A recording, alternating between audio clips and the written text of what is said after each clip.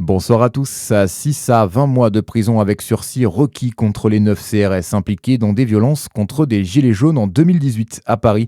9 policiers, tous membres à l'époque des faits de la CRS 43 basée à Chalon-sur-Saône. Ils comparaissent depuis lundi pour violences volontaires. On leur reproche d'avoir matraqué des manifestants qui s'étaient réfugiés dans un Burger King à proximité de la place de l'Étoile. Une vidéo qui avait fait à l'époque le tour des réseaux sociaux. Des chutes d'arbres et des coupures de courant dans toute la région, la tempête Nils n'a pas épargné la Bourgogne-Franche-Comté. 1700 foyers sont privés d'électricité, notamment en Côte d'Or, dans la vallée de l'Ouche et dans le Châtillonnais. Attention, si vous circulez en voiture dans le département, des routes inondées sont coupées à la circulation. 28 départements, notamment sur la moitié ouest du pays, restent ce soir en alerte orange. La Nièvre a rejoint la liste en fin de journée pour crue. Alerte rouge toujours en vigueur en Gironde et dans le Lot-et-Garonne. La Savoie est également placée en alerte rouge pour avalanche.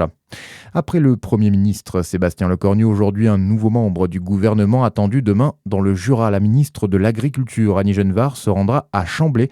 Un déplacement dans une exploitation touchée par la dermatose nodulaire contagieuse en octobre dernier où un troupeau de bovins avait dû être entièrement abattu.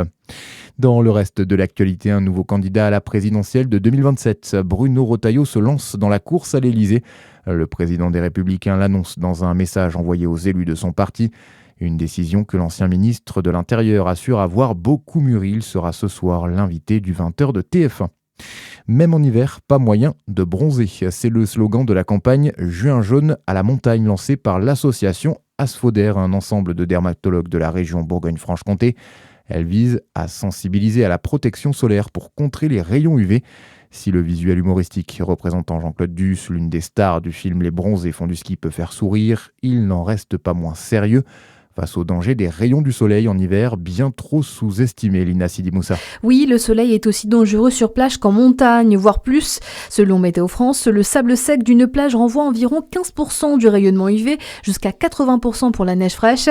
Le manteau neigeux étant blanc, il n'absorbe pas la lumière et donc réverbère beaucoup plus le rayonnement d'ultraviolet, accentuant les risques de coups de soleil. À noter que la quantité d'UV augmente d'autant plus avec la hauteur, jusqu'à 4% d'augmentation des UV tous les 300 mètres en altitude selon l'association, et ce, même si le ciel est voilé, car les rayons traversent les nuages, d'où la nécessité, outre le froid, de vous couvrir en montagne, y compris au niveau des yeux et d'appliquer une bonne crème solaire adéquate. Chaque année, entre 141 000 et 243 000 cas de cancer de la peau sont diagnostiqués dans l'Hexagone, selon Santé publique France. Et puis du handball ce soir, 17e journée de Pro League. Besançon se déplace sur le parquet du leader, les Vikings de Caen. Des Byzantins qui espèrent rebondir après leur défaite de justesse vendredi dernier face à Pau-Billère. Coup d'envoi à partir de 20h30. Voilà pour l'info. Très bonne soirée sur Fréquence Plus.